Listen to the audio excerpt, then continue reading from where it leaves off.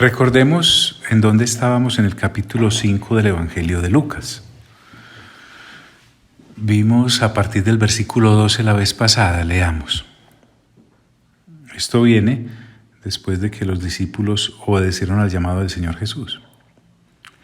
Sucedió que estando él en una de las ciudades, se presentó un hombre lleno de lepra, el cual, viniendo a Jesús, se postró con el rostro en tierra y le rogó, diciendo: Señor, si quieres, puedes limpiarme. Entonces, extendiendo él la mano, le tocó, diciendo: Quiero, sé limpio. Y al instante la lepra se fue de él. Y él le mandó que no lo dijese a nadie, sino: Ve, le dijo, muéstrate al sacerdote y ofrece por tu purificación, según mandó Moisés, para testimonio de ellos. Pero su fama se extendía más y más, y se reunía mucha gente para oírle y para que le sanase de sus enfermedades. Mas él se apartaba a lugares desiertos y oraba. Aconteció un día que él estaba enseñando, y estaban sentados los fariseos y doctores de la ley, los cuales habían venido de todas las aldeas de Galilea, de Judea y Jerusalén, y el poder del Señor estaba con él para sanar. Y sucedió que unos hombres que traían en un lecho a un hombre que estaba paralítico, procuraban llevarle adentro y ponerle delante de él. Pero no hallando cómo hacerlo, a causa de la multitud, subieron encima de la casa y por el tejado le bajaron con el lecho, poniéndole en medio, delante de Jesús. Al ver él la fe de ellos, recuerde que la fe se ve, le dijo: Hombre, tus pecados te son perdonados. Entonces los escribas y los fariseos comenzaron a cavilar, diciendo: ¿Quién es este que habla blasfemias? ¿Quién puede perdonar pecados sino solo Dios? Y ahí habíamos llegado. Veamos entonces el Señor Jesús qué hace con estos cavilosos. Dice Lucas: Jesús entonces, conociendo los pensamientos de ellos. Esto es tremendo. Recordemos lo que dice Juan en el capítulo 2, versículo 25 de su Evangelio. Y no tenía necesidad de que nadie le diese testimonio del hombre, pues él sabía lo que había en el hombre. En otras palabras, el Señor Jesús sabe lo que uno está pensando. No tiene uno que expresar palabras, es que Él es Dios. Y conociendo esos pensamientos, dice la Escritura, respondiendo les dijo: ¿Qué caviláis en vuestros corazones? Qué hermoso esto, fíjense. Resulta que a lo que ellos estaban pensando en su interior, el Señor le habla directamente como si le hubiesen preguntado de frente. Recordemos que ¿qué es cavilar? Volvámoslo a leer según el diccionario de la Real Academia Española. Que por sobrada suspicacia, desconfianza y aprensión se deja preocupar de alguna idea, dándole excesiva importancia y deduciendo consecuencias imaginarias. Ahora, recordemos que es que el Señor Jesús a estas personitas les ha tenido mucha paciencia. Es que el Señor Jesús ya les había dado suficientes muestras de su deidad, pero ellos insistían en que no, en que ni Jesús era Dios, ni lo había enviado el Padre, y además que era un blasfemo. Entonces va a cuadrar caja con ellos. Miren, ¿qué caviláis en vuestros corazones? Y los va a poner en un parangón peor. Miren, ¿qué es más fácil? Decir, tus pecados te son perdonados, o decir, levántate y anda. Él les devuelve una pregunta.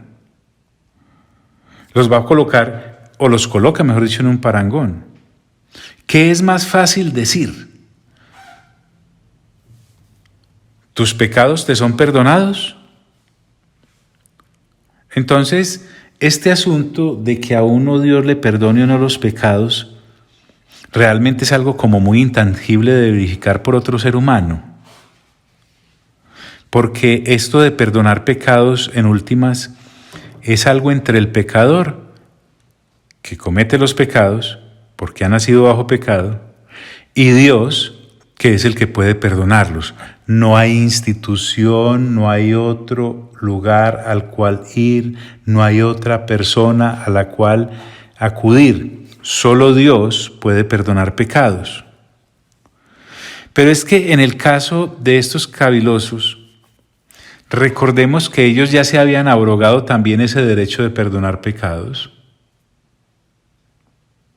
Porque según ellos, si ellos no constataban el asunto, entonces la persona estaba aún en sus transgresiones. Entonces miren cómo el orgullo religioso lleva a simples criaturas, seres humanos, a colocarse en el plano de Dios. Entonces por eso el Señor Jesús les hace esta pregunta. ¿Qué es más fácil decir? ¿Tus pecados te son perdonados? O decir, porque ahora lo que el Señor Jesús va a decir a continuación sí es verificable, porque una cosa es decir en palabras, tus pecados te son perdonados, pero vaya usted a saber si sí o no. Ahora les va a refrendar que Él sí los puede perdonar, porque a la vez les va a dar algo práctico para verificar. ¿Qué es más fácil decir? ¿Tus pecados te son perdonados? O decir, levántate y anda. Esto sí se puede verificar, porque es un hecho en sí mismo la sanidad.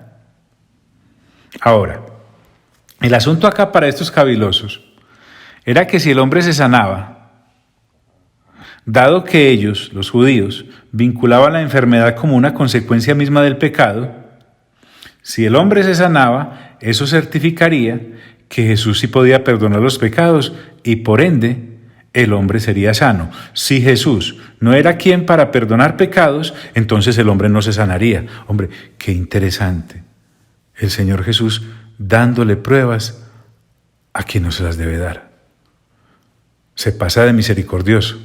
Ahora, pero si se sanaba, Jesús entonces sí es Dios. A esto los quiere llevar, a reconocer así sea por la fuerza, la evidencia. Pero vamos a ver que ni así. Pues para que sepáis que el Hijo del Hombre tiene potestad en la tierra para perdonar pecados, porque miren que si el Señor Jesús viniera solo a sanar las cosas físicas de las personas, pues sería alguien que hacía milagros y punto. Pero es que Él viene por algo que va más allá, la enfermedad eterna en la que nos había sumido el pecado y que nos llevaba a cometer pecados. Por eso, el asunto que el Señor Jesús quiere es que le reconozcamos como lo que es Dios. Y por eso dice, pues para que sepáis que el Hijo del Hombre, refiriéndose a Él mismo, o sea, el objetivo de lo que va a ocurrir es para que se convenzan de que soy Dios, para que sepáis que el Hijo del Hombre tiene potestad en la tierra para perdonar pecados. Aquí potestad es poder sin límite alguno. Y es claro cuando dice, tiene potestad en la tierra. Es que recordemos que el trono del perdón se trasladó del tercer cielo a la tierra con Él. Mejor dicho, a donde el Señor Jesús se moviese, el trono se movía con Él. Es que Él es Dios. Y en este caso, para perdonar pecados, noten acá el plural, no es algunos pecados, no es determinados pecados, no es según una lista de pecados, es todos los pecados. Dijo al paralítico, a propósito, este paralítico ha estado en silencio, Es un testigo mudo de todas las discusiones que genera la fe con que sus amigos lo dejaron ahí sembrado prácticamente delante del Señor Jesús. Mejor dicho, Él es el ejemplo ahí tirado en ese lecho, con necesidad de ser sanado. Sanidad que jamás le hubiesen ministrado los caviladores, los cavilosos estos, los doctores y los fariseos, los escribas, porque a ellos no les interesaba la sanidad de Él. Les interesaba era llevarse su punto. Él estaba ahí calladito. A propósito, recordemos que Él nunca pidió que le perdonaran los pecados y el Señor Jesús se los perdonó toditos. Y por la fe de sus amigos es que está ahí a punto de recibir un milagro, el ser sano. Dijo al paralítico el Señor Jesús: a ti te digo. Obviamente debe haber mirado al hombre en el lecho: levántate, toma tu lecho y vete a tu casa. Levántate es, en primer lugar, esta parte de la orden, algo que él no podía hacer. En segundo lugar, tomar el lecho era cargar su lugar de postramiento y ponérselo debajo del brazo, como una sandía. Y vete a tu casa, en tercer lugar. Mire que no lo mandó al templo, qué interesante. Porque es que aquí el Jesús, que es Cristo, preexistente, tiene la potestad para perdonar pecados y de una vez. Eso queda listo, porque como es Dios, se abrogó ese derecho. Al instante, dice la Escritura, recuerden por favor que es Lucas, médico, narrando esta situación. Al instante, levantándose en presencia de ellos, eso fue de una. Ahora hace lo que no podía hacer. ¿En presencia de quiénes? Pues de sus amigos, de los escribas, de los fariseos, de esos doctores prominentes de la ley, en presencia de los dueños de la casa, que ahora se olvidaron seguramente del hueco que había en el techo para tapar, porque es que la alegría de un milagro sobre esta persona consume y embarga a cualquiera y le hace olvidar cualquier dañito en el techo. Al instante, levantándose en presencia de ellos y tomando el lecho en que estaba acostado, miren que lo primero que hace una persona agradecida es obedecer. Se levanta, toma el lecho y ni corto ni perezoso, se fue a su casa y aquí habla por primera vez, glorificando a Dios. Entonces, se levantó porque el Señor Jesús se lo ordenó. Tomó el lecho porque el Señor Jesús se lo ordenó. Y se fue para su casa porque fue el Señor Jesús el que se lo ordenó.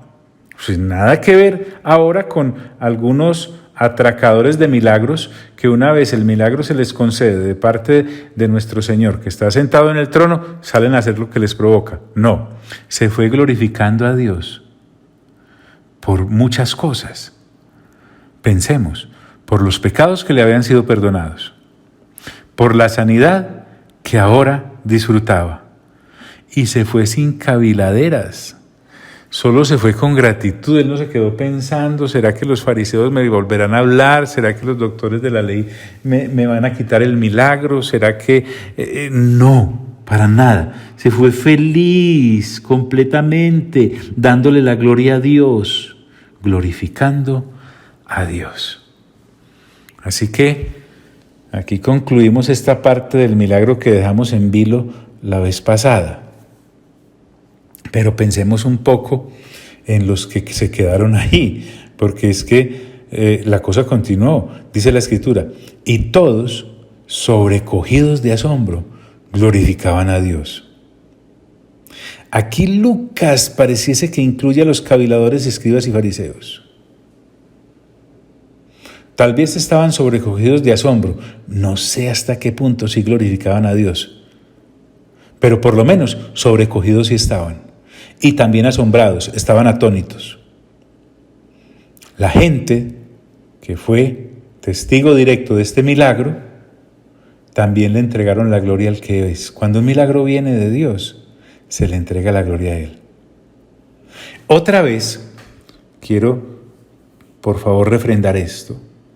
El milagro nos centra en Dios y no en los hombres y sus logros. Darle la gloria a Dios es importantísimo. Miren que la gloria acá no se le da a los amigos que lo trajeron. No, se la dan toda a Dios, aún los que estaban allí presentes. Y llenos de temor decían, hemos visto maravillas. Acá es llenos de temor reverente y de asombro. Cuando dice hemos visto, recuerden que Lucas no coloca palabra sin ningún ton ni son. No, cuando dice hemos visto es porque ellos eran testigos oculares. ¿Y qué han visto? Maravillas. ¿Maravillas de quién? De parte de Dios, en beneficio de los hombres necesitados.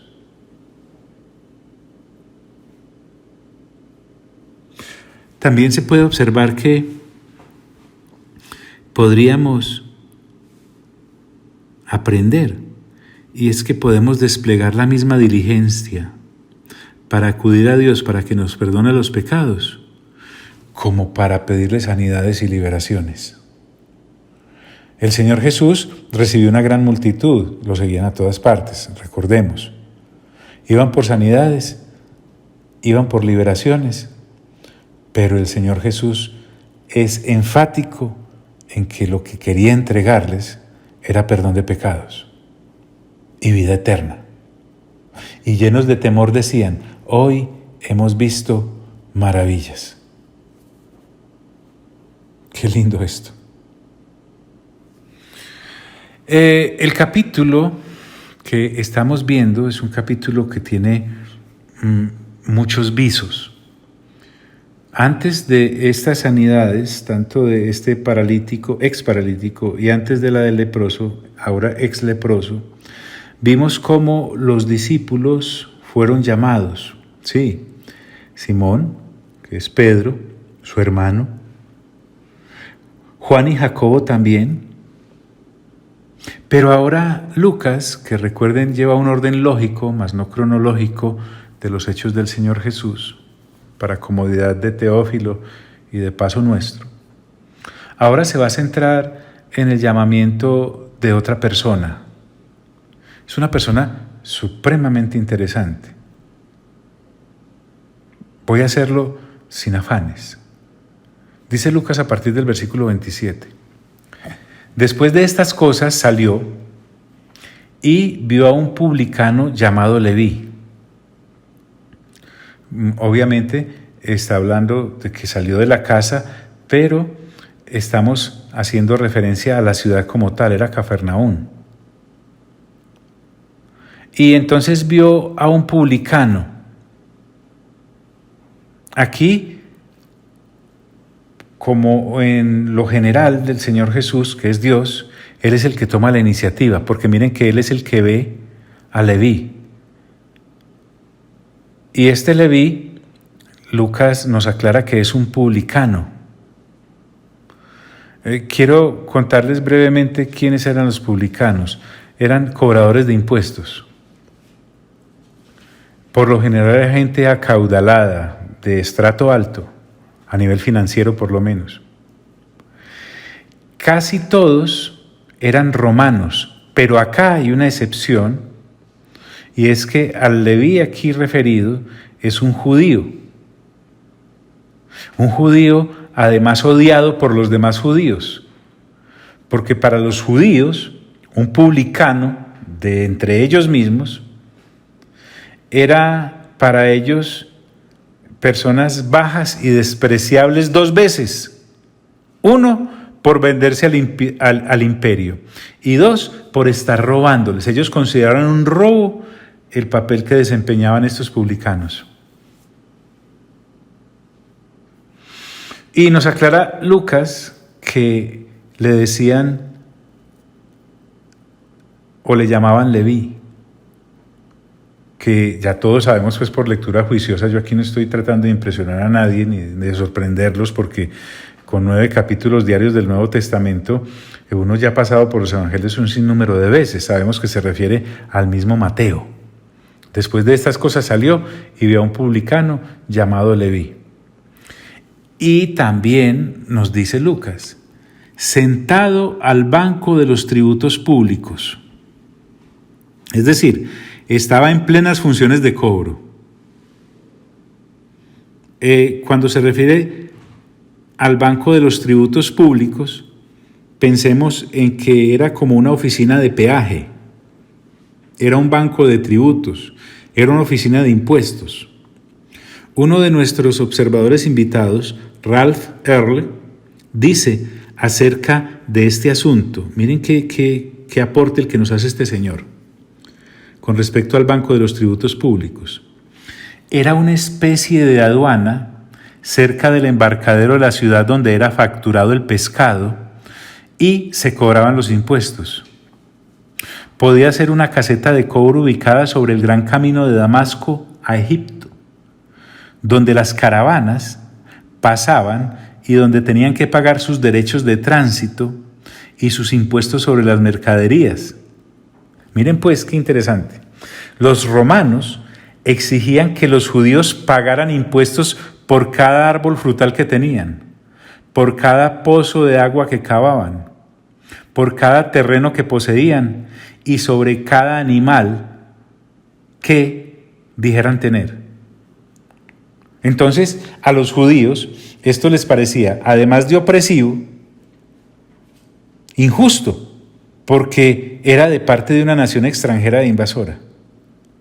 Entonces, queremos dar este contexto de lo que es ser publicano para que no pensemos pues pasando por ahí, llamó un publicano pues como si... No.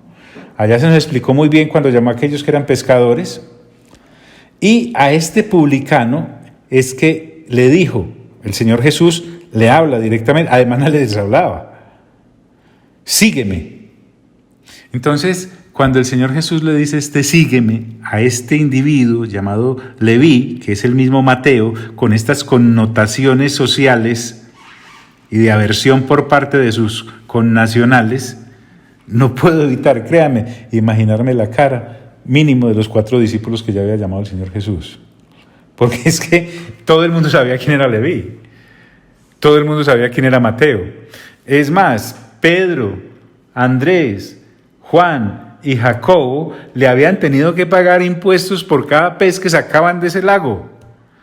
Así que solo imagínese usted, por favor, para que no nos vamos muy lejos, cuando le corresponde a usted sacar sus impuestos en la actualidad para entregarlos al respectivo recaudador. No me diga pues que usted arma un tremendo jolgorio. Ahora imagínese a estos. Sentado al banco de los tributos públicos y le dijo, sígueme. Así que no puedo dejar de imaginarme la cara de estos amigos. ¿Y saben qué ocurrió? Dice la Escritura.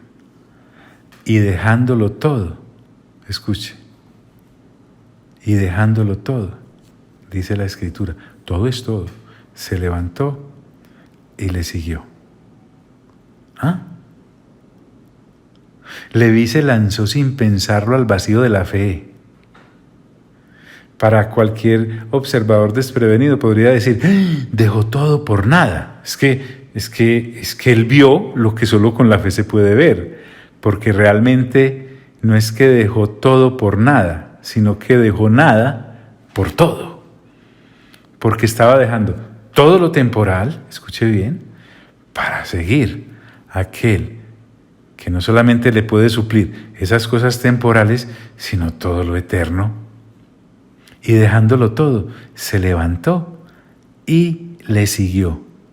O sea, prácticamente con este acto, recuerden que Leví estaba sentado en el banco, prácticamente es una renuncia lo que él está haciendo.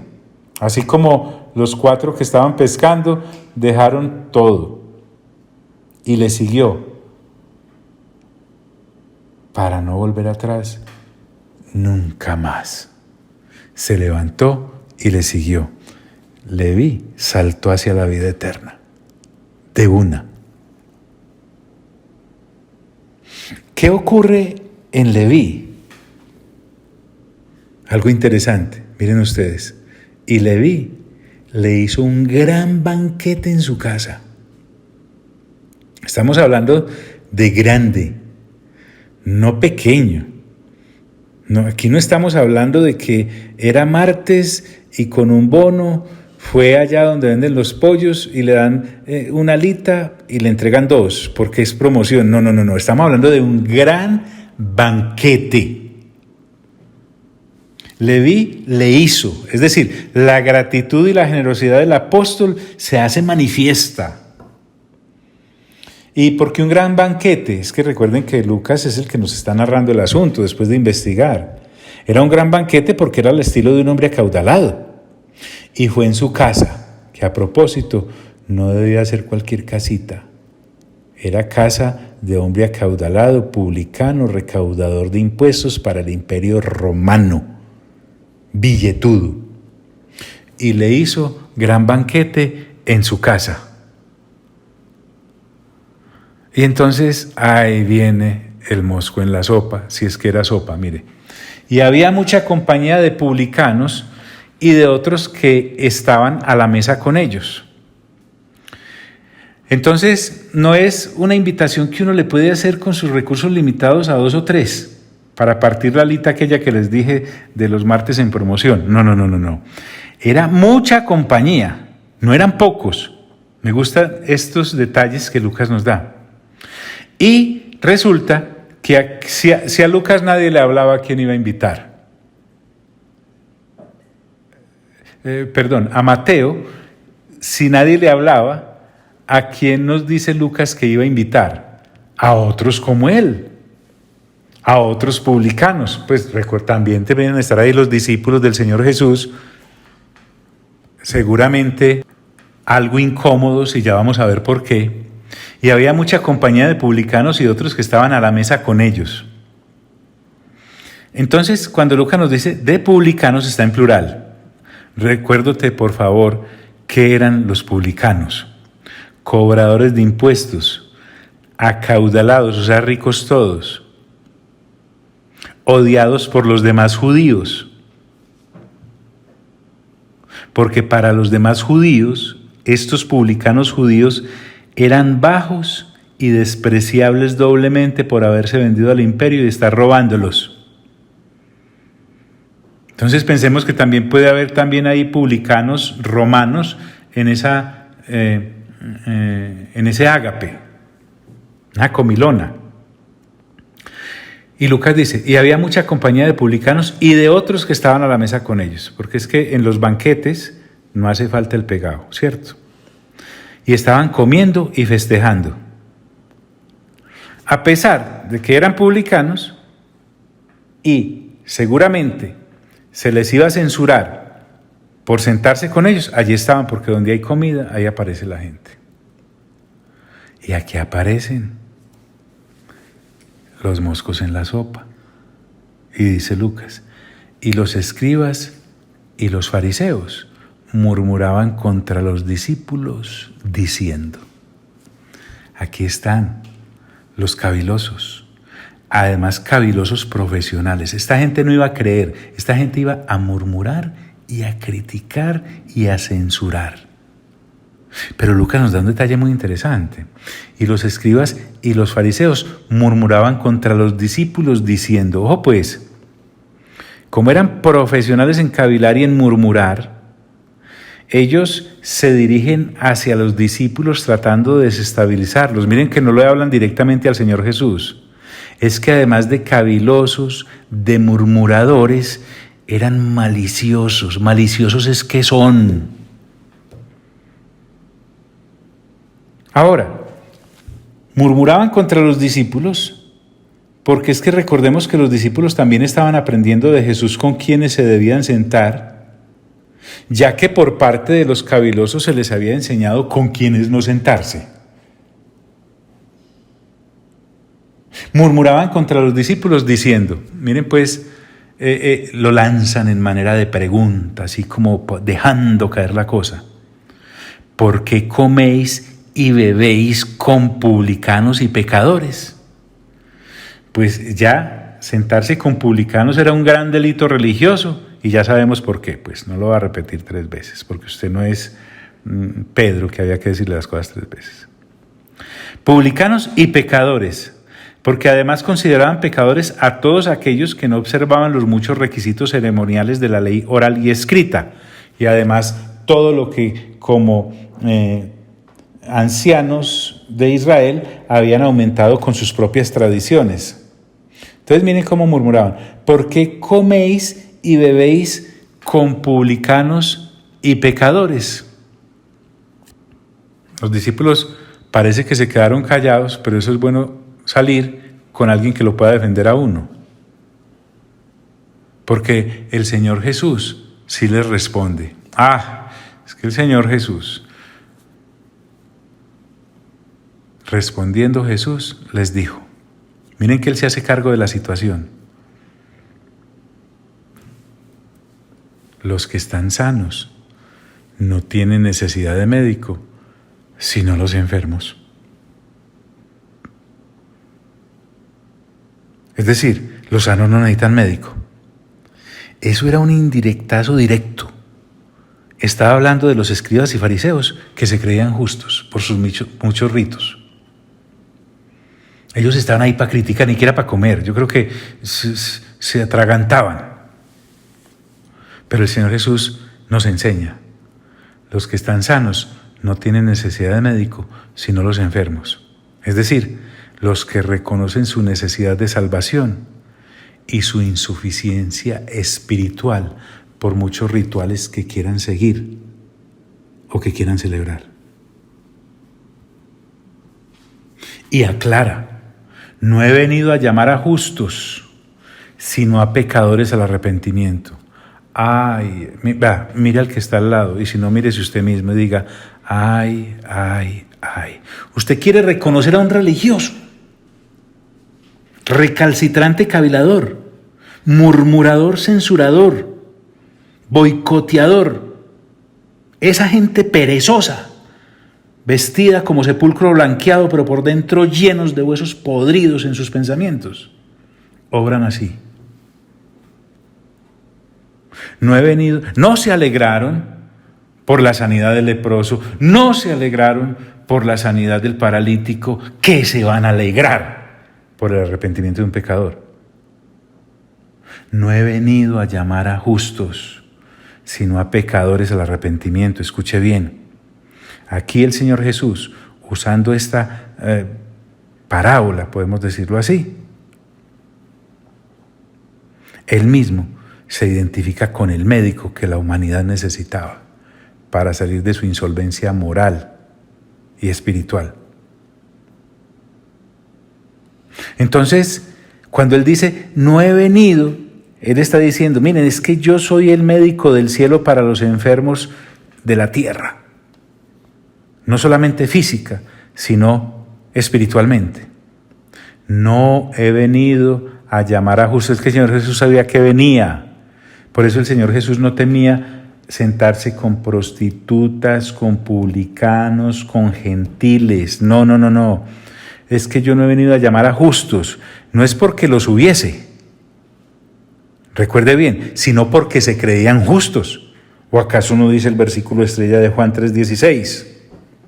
Porque de tal manera amó Dios al mundo que envió a su Hijo unigénito para que todo aquel que en Él cree no se pierda, sino que tenga vida eterna, más tenga vida eterna. Entonces, a aquellos que se creían espiritualmente aliviados, el Señor Jesús no vino a esos. No he venido a llamar a justos, sino a pecadores al arrepentimiento, es decir, a los enfermos que reconocen su enfermedad. Y al arrepentimiento, hombre, gloria a Dios, santo es el Señor, a la rectificación.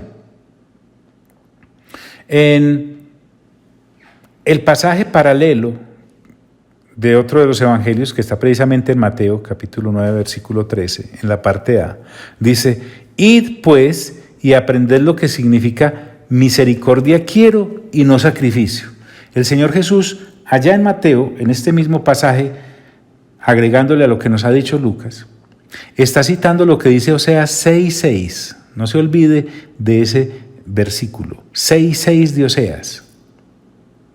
Allá dice, porque misericordia quiero y no sacrificio, y conocimiento de Dios más que holocaustos.